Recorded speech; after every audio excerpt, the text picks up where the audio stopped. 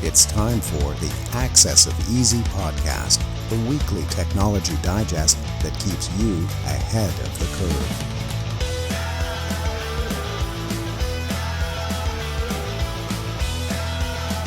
Brought to you by EasyDNS.com. Welcome back, everybody, to Access of Easy number 317. My name is Joey, still here as always with my co-host and friend Len, still the other panel brother. What's going on over there? Nothing. Very, very little. It's dark. It's decent weather still. I actually hate that it's dark right now because like 3 weeks ago this time it was not dark, and clearly now it is dark and it is affecting my circadian rhythm. Is that the word, circadian rhythm? I don't know. It's something along the lines of 2.5 minutes of daylight is lost every day this time of day, and then it slows down. And not only that, it may be dark 7:30ish p.m. Soon we have to change the clock, and it's going to be dark at 6:30 and much earlier. And it's whatever. It's I'll see you in April. Yeah, it's exactly. six months hibernation for me. So that's how I feel too, buddy. It's all right. We got lots of good programming to take care of over the winter at least. So as always, Len, we got to start with last week's quote of the week. Listening back to this episode, or the episode from last week, I botched this quote when I read it, so I'll try and get it right this time. I was off. I thought it was going to be somebody else. I totally guessed. I don't know who this guy is either. Another name of a person who sounds like they carried a musket to church. The evil of aristocracy is not that it necessarily leads to the infliction of bad things or the suffering of sad ones.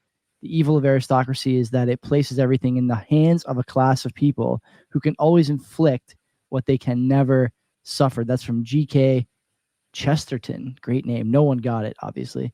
And this week's quote: a pessimist sees the difficulty in every opportunity. An optimist sees the opportunity in every difficulty. That's by, I don't know. That sounds like Confucius say type stuff there. Something you might see in a fortune cookie after a nice meal at the Mandarin. After your 8th plate of sweet and sour chicken balls, you might grab a fortune cookie, and that might be what's on it. Stick with your wife. That's the Homer Simpson one. Remember that? And he unfortunately ran out of that one. They had to give him the other one. I forget what the other one was, but I remember the first one was stick with your wife. That was it's so funny. The rules as always, pals. Don't look it up. No Googling, none of that stuff. If you want to find it in a book or something. Go to the library. We all got to spend more time there. Yeah, use the Dewey Decimal System. Like, bring that back to life. Exactly. We got to thumb through the catalogs there, where you have to go through the little cards to try to find. We need to embrace tradition and reject modernity on this program. So if you win, you actually get your next domain hosting renewal on EasyDNS, which is dope. Don't forget, this is the podcast sidekick to the newsletter. You can sign up for the newsletter at accessofeasy.com.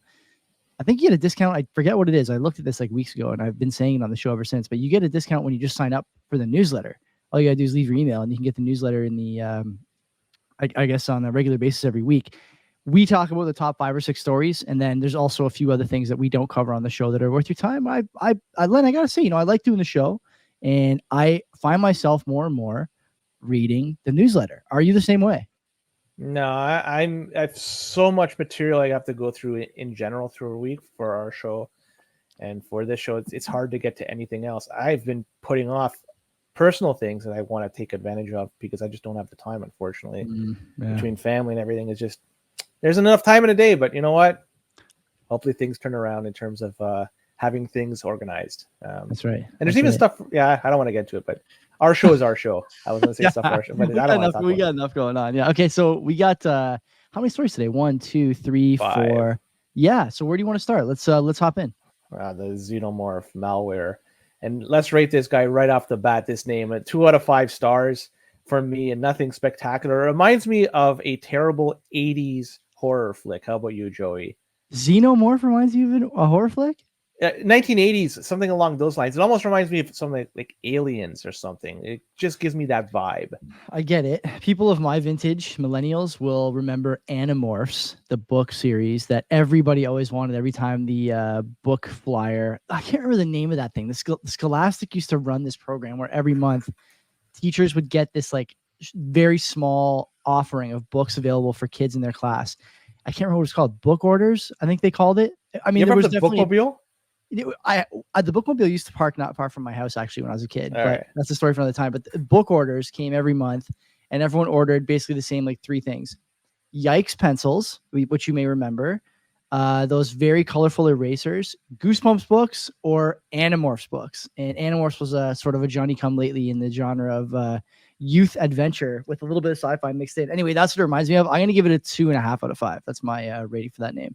You're very lenient, but well, the Xenomorph malware, just like the 80s movies that I was just talking about, they get, they get rewrites by Hollywood. This one is the same thing. Because, with Hollywood, they try to squeeze every dollar out of their intellectual property. Well, this malware has reemerged, and this time it's coming around with new capabilities. And this malware is now targeting banks and financial institutions in the US and Spain. Sadly, they probably came too late to this game, because I suspect many of the banks are basically insolvent, and the malware is probably going to get IOUs from these banks. The malware is dangerous because it's capturing personal information from these institutions, including credit card numbers, bank numbers, social security numbers, and the malware could also steal passwords and login credentials. This malware has been around for quite some time, 2017 when it was first discovered. It's quite a long time ago in the malware world. And it's being distributed through a variety of methods, including phishing emails, malicious websites, and infected USB drives. Who the heck is plugging in USB drive that they just get without even, I don't know, this is the wrong way of doing things. If you're listening to this program, hopefully you're not just plugging in USBs into your computer. Anyways, once a computer is infected with the Xenomorph malware, the malware can install itself in the computer's hard drive and can be very difficult to remove. And for people who think that they may have their computer infected by Xenomorph, hopefully nobody listening to this program does, you should change your passwords for all your online accounts, monitor your financial statements for any suspicious activity. Also consider punting your computer or reformatting it, because I don't trust any of these antivirus software. That's just me. And the same thing as always, be careful when you get an email about clicking on stuff just willy-nilly. You have to be very careful on something. Hover your mouse or the cursor over what it is the link is. Try to decipher if it indeed is coming from, say, TD Bank or something like that. Right. Because phishing emails, they often look like they're coming from legitimate companies, and in reality, they're not, and they're just redirecting you somewhere else to try to steal your information. Talk about this all the time. Keep your software up to date. This is something that's very key. If you're having old software, there's going to be probably holes out there that is going to be easier actually to exploit, especially for people who are aware of these holes that are going to be in older software. So they could patch these vulnerabilities and you're good to go. If you really must, you could run one of these virus scan programs. I'm not a big fan of them, but find one that is, I guess, reputable these days. Do your own research. And also the last thing, man, those USB drives, they might look nice. Plugging them in without even thinking twice, you're asking for trouble, because if somebody loads something on it, unless you know for sure it's clean, plugging it in, it's not the way to do. Maybe you have a standalone computer that's disconnected from everything. Maybe you could test it on that. Or maybe just extract it on that and then delete the computer afterwards. There's different ways to do it. Don't just use his USB keys and just plug them in, because you're asking for a world of hurt if you do. There's some pretty cool tech in this malware. I know it kind of flies in the face of what you're saying. Like, we don't want to really glorify this activity, obviously, on this program. But think about this, okay? This is pretty cool. From the article, Xenomorph came to the attention of experts in 22, blah, blah, blah. This malware is known for using overlays to capture personally identifiable information, as you mentioned. Notably, it features a sophisticated automated transfer engine, enabling a wide range of actions, modules, enhancing its adaptability. Now, here's the cool part. Xenomorph has added capabilities to its arsenal, including an anti-sleep feature, a mimic mode to avoid detection, and the ability to simulate touch actions. So this is close to like a zero-click sort of vulnerability, right? Like once it's in, anything can happen. Anyone can win. As the OLG slogan goes, I am interested to see how this stuff is made, honestly. And I think, Len, this marks the first time. I know this is not exactly targeting banks. It's still targeting users, but that users' banking information was explicitly targeted by the malware, right? Most of the time, it's kind of a side effect or a second-order offering from people's carelessness. But it looks like this is actually specifically targeting that information, which I believe is a first. And what does that achieve, given how much people have in savings these days? Not much, right? Not much. The amount of effort. Put a moth in there. They should have tried hacking something else. Maybe credit cards, because Well, even that's tapped out. So really these days, unfortunately, everybody's feeling the pinch. Even people writing these malware programs, there's no way to squeeze, right? Like it's a sad state of reality. The economy is hurting everybody. When is the Biden administration going to bail out the malware engineers? They need a bailout, Len. How could you frame that? I mean, you know what? Given who's in Congress and in Senate, maybe they could just pass it, just tack it into one of these laws. Fetterman, he doesn't know what the heck's going on. Yeah. Yeah, and if Feinstein, you could just say this is going to be helping out a bunch of people that are requiring. She'll just nod and nod off, maybe. Is her daughter voting for her? I'm curious. Is she's got that POA, though. I'll tell you that. Let's move on. Let's talk about a phishing campaign that's man. It looks like the cyber campaign's targeting luxury hotels. This is another first. We've not talked about anything remotely close to this. And attackers, they're using social engineering tactics to trick employees of these luxury hotels into revealing sensitive information. And it might be time to retrain the Trump hotel staff and not to be tricked by these simple tricks, right? They can't be duped. Come on, Trump guys. The attackers send emails that appear to be from legitimate sources. We just talked about this in the last one, such as customers or other employees. And these emails often contain malicious attachments or links to it. So when somebody goes out, opens it, clicks it, well, malware gets installed on the victim's computer, and here we are. The malware could then steal the victim's login credentials and other sensitive data information. And the attackers are particularly targeting luxury hotels because they believe that these businesses are the ones that have the most valuable data and less likely to have strong security measures in place. That makes sense in terms of the people over there might have valuable data, because who's going to be taking advantage and using one of these luxury locations?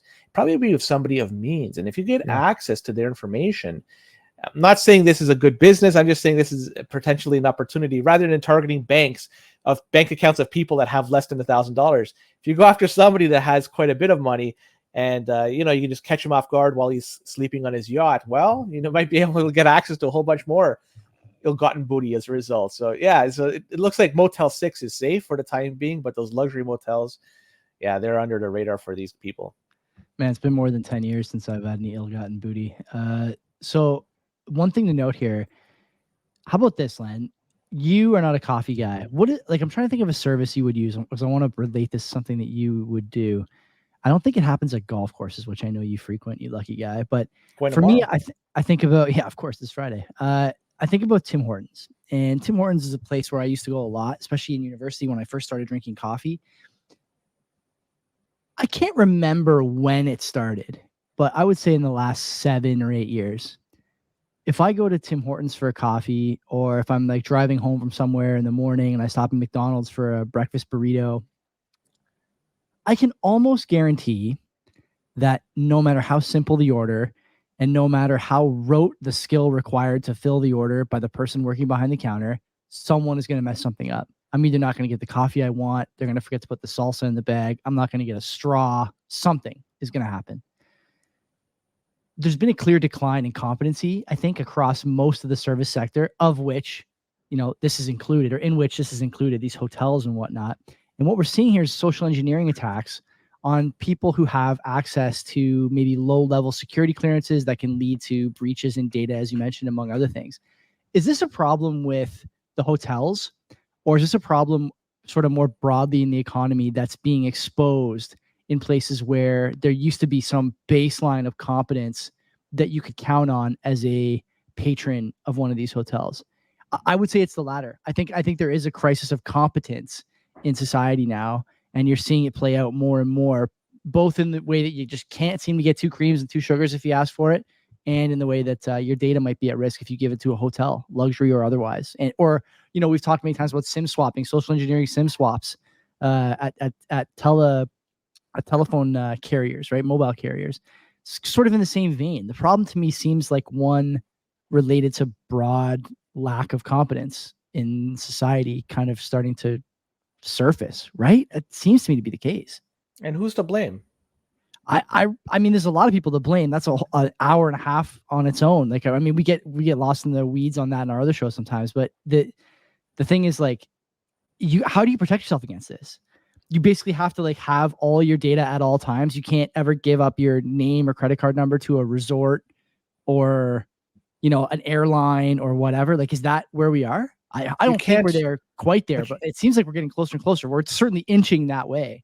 Yeah, I mean, you can't book an airline without a credit card. Unfortunately, those days are gone. So if you are going to fly, you're going to have to provide that information. There's no way around it. And the same I would imagine with hotels, because you're booking for something far away. For sure. Yeah. Geographically from where you're located. Security deposit, right? They need some kind of guarantee if you cause damage on the property. All this to say that like it's becoming clear that there needs to be a way to avoid this. And the people who are in charge of protecting you from it, sort of this first line of defense, they're not going to do it anymore. They don't have the wherewithal to do it for you. So I don't know what do we do with this? Because reading this, I'm thinking to myself, like, what are you supposed to do if you're staying at this hotel and the guy working behind the desk gets, finessed by somebody over the phone? Then what? Like, that's nothing you can do about that. You're at the pool. You're having another cigarette at the casino or whatever. Like, I don't know. I agree. You're done. Yeah, I don't know. It's very, very precarious now in all these different situations where I don't think it was 10 years ago. Started, like I said, in the last decade. I don't know exactly when, but it's clear it's happening. Well, stay at the Roach Motel. I could almost guarantee you that attackers are not going to be going after that because, let's be honest, the clientele that visits that probably don't have a lot of money. Yeah. So you just got to lower your standards in terms of what you're going to be using as accommodations. Your data's always safe if you sleep under a bridge. That's for sure. Yeah.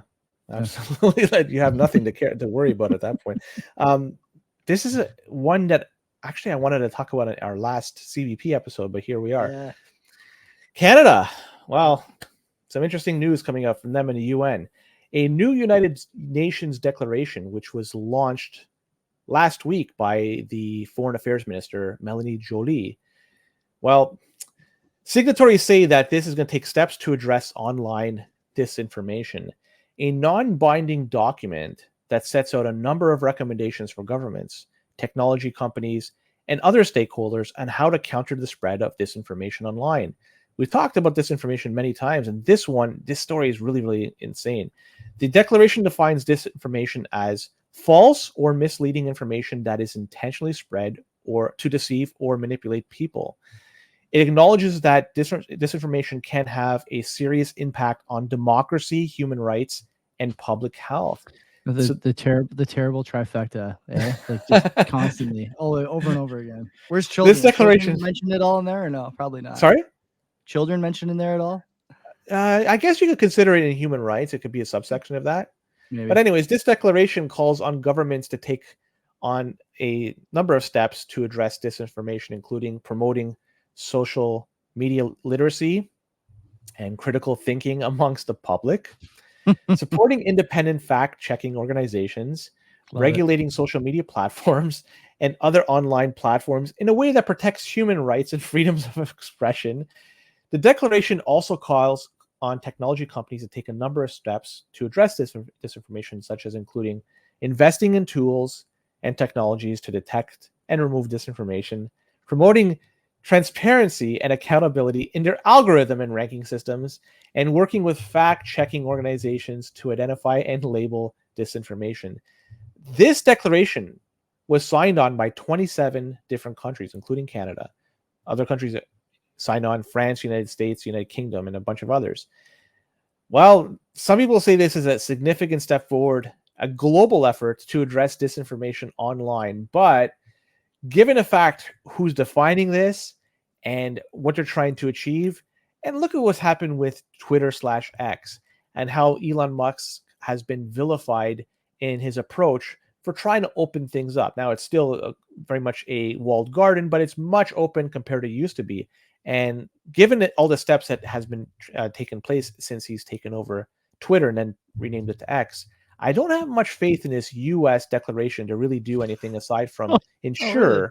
Yeah, well, if I had to guess, I mean, there's a narrative. They want to keep it the way it is, and they don't want it to they don't want to lose the story here. They could control it even further with this. 27 countries signed on to this. What else could I say? I want to go to the bottom of the article, National Post. I almost don't even want to tell you which paper published it because I don't think you should be giving these people any clicks. But Len, the The liberal use of quotation marks, at the back half of this article is nuts. Here we go. They have also promised to not, quote, unduly restrict human rights online, quote, especially freedom of expression. That means they will refrain from under the guise of that means they will refrain from under the guise of combating disinformation, quote, blocking or restricting access to the internet, eroding privacy, intimidating, harassing, or abusing journalists, researchers, and human rights defenders, interfering with their ability to operate freely, or criminalizing or otherwise punishing the exercise of the right to freedom of expression online. Like fuck you won't. Like fuck you won't. There's no chance of this. Okay. Look back over the last 3 years. I'm not going to quote you the exact times. I'm not going to quote you the exact events, nor am I going to quote you the exact line items that would have gotten you fired from your job, harassed online, banned from Twitter, banned from Meta, labeled as a Russian asset, labeled as dangerous to your government, all these things. These people can't be trusted. Period. End of story. That's all I'm going to say. Let's move on to Rumble. And this is the less restrictive platform for videos in comparison to something like YouTube. Well, Rumble's being criticized by officials and media outlets in the United Kingdom because they did not act on a request to demonetize the comedian Russell Brand. And Brand is currently trying to fight off some accusations of sexual assault. And these accusations are from an anonymous source. He, of course, is denying the charges and, well, he's doing what he can to fight it. But platforms like YouTube have moved ahead and decided to demonetize him even before a decision has been reached by the courts. Furthermore, there hasn't been a charge, so nothing even presented before the courts as of right yet. So this guy's guilty before charged. Rumble is taking criticism from some people in the UK, but Rumble CEO Chris Pavlovski has maintained that these allegations have nothing to do with the content on Rumble's platform. We talked about this bill called the Online Safety Bill in the UK. Now, this is now intertwined in the story, and it requires online platforms to remove harmful content or illegal content. And this law comes into effect next month. And there is going to be a standoff between Rumble and UK based on this law. Now, somebody's going to have to make an argument, a very strong argument, that Russell Brand being monetized on Rumble is deemed to be harmful. It's definitely not illegal content. So they have to use the harmful as their only justification for having him demonetized.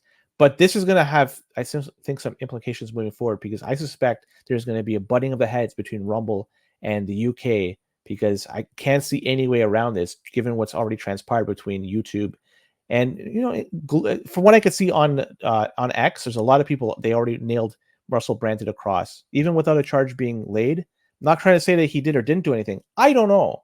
But, people are quick to make a judgment. And in fact, like, YouTube has moved ahead to demonetize him. Something's going to happen with Rumble. What? I don't know, but keep your eyes open. YouTube is anti-free speech. People who want to ban this guy are anti-free speech. You're hearing the harmful term over and over and over again. It's easy to define it the way you want. I'm pretty sure we just talked about it in the story before this. Certainly it was mentioned in the article. It's all bull.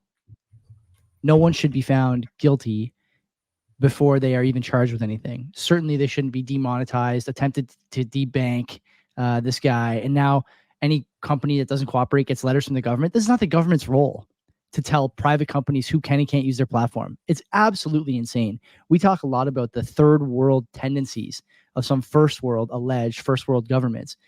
Among them, financial and fiscal policies that debase currency at rates that were previously thought impossible. But one we don't talk about often enough is this idea that sitting members of certain parliaments, congresses, etc., are writing letters to private companies asking that someone who has no charges against them, be demonetized and deplatformed. I don't think so. I give big kudos to Rumble to this. I never donate to anything, Len. I might donate to Rumble or pay for premium or something. I love this. And it's not about whether or not I think the guy is guilty. The question is one of law and precedent. And if you're on the wrong side of this, I don't want to talk to you about it. You don't get it, because one day it'll be you or could be you. And one day it will be me or could be me. And I want to make sure that I'm on the correct side of this. It is innocent until proven guilty, not the other way around. Isn't Rumble a Canadian company? I know that they have their are. You didn't mention it, but headquarters. they are. Yep. Yeah, these are based out of Toronto and Yep. traded on the Glenn TS. Greenwald is a big part of Rumble now. Like famously was the guy who gave Snowden the platform first. Is he causing harm by reporting that the Ukraine war is not everything that people seem to think it is? Like, is our government's asking to have him taken down or demonetized? No, because he's too big a name. And like Russell Brand, you say what you want about the guy, but he's talking about a lot of stuff that over the last 3 years, Len, has got you demonetized. Like, I don't, forgive me for not believing every allegation when other factors seem to point to a more definitive, more simple to understand cause for this sudden action against the man. Again, we'll wait and see how this plays out, but it doesn't look promising from my point of view. Let's talk about something else that may not look promising. And it's Fauci and the CIA. There's some sort of connection and COVID as well. Can't spell Fauci without CIA, by the way. That is true. On September 26th, just a couple of days ago, the United States House Committee on Oversight and Accountability released a press release alleging that Dr. Anthony Fauci, the director of the National Institute of Allergy and Infectious Disease, may have attempted to influence the CIA investigation into the origins of COVID-19. And the press release cites a whistleblower who alleges that Dr. Fauci visited the CIA headquarters back in February of 2021. And at that time, he met with senior officials to discuss the investigation. The whistleblower also alleges that the CIA offered 6 analysts significant financial incentives to change their position on the COVID-19 origin from a lab leak to inconclusive. The press release also notes that Dr. Fauci prompted the drafting of a paper titled Proximal Origins, and which is used to attempt to disprove the lab leak theory. And the press release concludes by stating that Chairman Brad Wenstrup, and he's a Republican based out of Ohio, and of the select subcommittee of the coronavirus pandemic, is seeking all documents and communications related to Dr. Fauci's access to the CIA facilities and their CIA employees. It's also important to note that these are not just allegations, and that Dr. Fauci has denied. These are just allegations, and Dr. Fauci has denied everything, any wrongdoing. The CIA has also denied offering any financial incentives to analysts to change their position on COVID-19 origins. This investigation still goes on. It's ongoing, and it's possible there's going to be more information that's going to be uncovered in the next little while that's going to shine a light on this. We all thought ourselves, we all had our ideas where things came from. I'm not going to say what mine are, but I like that this is coming to roost. And I don't want to say that he's right, Dr. Fauci is right, Dr. Fauci is wrong, or he was able to coerce people into changing their theory, changing reports to say this is inconclusive. But let's be honest here, something is fishy. Even the timing of the origin is very fishy too. I've noted that there was testing of wastewater in late 2019. Yeah, I know in Italy, but also different parts of the world, I would imagine, they've detected COVID-19 in the wastewater. So this was out in the wild long before we saw it hit the wet market in Wuhan. I don't know what's going on here. I don't know how it's going on. I don't think we'll ever get to the bottom of this. And ultimately, I think this is going to be a big question mark. And what did it cost us in the end? An economy. We got wrecked as a result. We're still paying the price 3 years later, and there's no end in sight to this. They crippled the economy because of this. And what else could I say? I mean, you may remember in 2016, 2016 seems like eons ago now, when the Steele Dossier came out. You know what the Steele Dossier is or was? No. It was during the Trump election run-up. The Clinton campaign, it turns out, after some research and deliberation among interested parties in the United States Senate and Congress, that the Clinton campaign basically invented the credentials in terms of like a history of quality work for this guy named Christopher Steele. And they paid Mr. Steele in order to dig up evidence, quote unquote evidence, that Donald Trump had colluded with Russia and was attempting to steal the election vis-a-vis, nefarious means among them, among the reasons for this, that Russia had evidence of him, with the hookers and the golden shower tapes and all these things. Of course, none of this ended up being true. But what we can say is true is that 3-letter agencies paid for that document and the subsequent production of evidence out of their own pockets, out of their own coffers. And so when people say that this is an impossible thing and shouldn't even be considered, it's so far removed from the Overton window in terms of what's possible, both politically and financially in a first world country free of corruption. Make of that statement what you will. I say it just happened like 5 years ago. We just found this out like 6 years ago when Trump was, after Trump won the election, that this stuff was all invented. Christopher Steele was a fraud, and these agencies paid for the research more or less, along with the Clinton campaign. Why is this? This is way more high stakes, if you ask me. We've all seen the emails by now where Fauci tries to discredit anything that's not related to a lab leak theory. Like, okay, man, to your point, Len, about 2019. Again, anecdotal. Yeah, Joey, Len, why are you guys talking like this? You don't know anything. You're not doctors. That's true. I don't know anything. I'm just another clown from, God knows where, talking about a bad flu that I had in 2019. But I'll tell you what, I'm super healthy. I'm very athletic. I got crazy wind, and I was on the couch for almost 2.5 weeks with a terrible, terrible, terrible flu in 2019. You're saying they tested for wastewater in certain places in the world. 2019, they found it. I think a lot of people, if you look back at when this pandemic craze, the sort of, the social media piece of the pandemic and the spread of the pandemic really took hold, was by 2020. By that time, it was already circulating. I think everyone agrees on that now and realizes that these lockdowns we did in March of that year and, its subsequent lockdowns were basically a complete waste, as you mentioned, a rug on currencies, economies, and societies all over the world. Why is it beyond question that people don't want to be seen as having got this wrong and caused all this just to protect their egos and their reputations? Why is that too far afoot to believe? It's not. The stakes are so high that it's almost impossible that they wouldn't do this. No one is just going to be like, you know what? Hands up on this one. I got it. It was my fault. Didn't mean to. Wet market. We made it up. Sorry. It turns out the lab that was like a block away was the place. Yeah, the one we're funding. Yeah, that's the one. Oh, yeah, that's it. Yeah.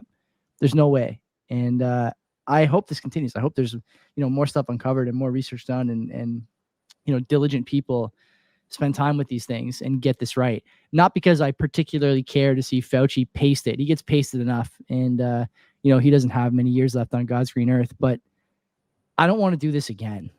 And, we've seen, you and I talked about this offline, maybe on the show too, I forget, but, this like kind of recent, I don't want to say call to arms, but, a recent kind of refreshed vigor for masking lockdowns and the like here in Ontario and Canada, and I think other places as well. Don't do this again. The only way to not do this again is to make sure we don't repeat the same mistakes, and making sure we don't repeat the same mistakes comes from knowing what those mistakes were, who committed them, and how they were covered up. So I'm all for this. Yeah, I agree. We have to shine a light on this. We have to get to the bottom. It'd be nice to get to the bottom of this, but I think we've been burned before, and we'll probably get burned again in terms of this. The one thing I'll have to say is I was so invested in that Trump thing about going to Russia and getting the hookers and pissing on the bed and stuff. That stuff was just outstanding. And once they pulled the rug on, golden era of Reddit politic posting, yeah. So yeah, once they pulled the rug on that, I felt like I lost a little bit inside, like something inside me died as a result of that. So I had so much invested in it. Such a great story, by the way. But amazing. What else can I say? This sick Rand Paul and all that. The way he's going after Fauci, he's an absolute animal. Yeah, he's a medical professional himself, right? They don't take kindly to this sort of behavior within the ranks. Anyways, that was number 317. Thanks for listening. Thanks for tuning in. Don't forget to sign up for the newsletter, accessofeasy.com. And of course, we'll see you next week, same time, same place. Yeah, take care.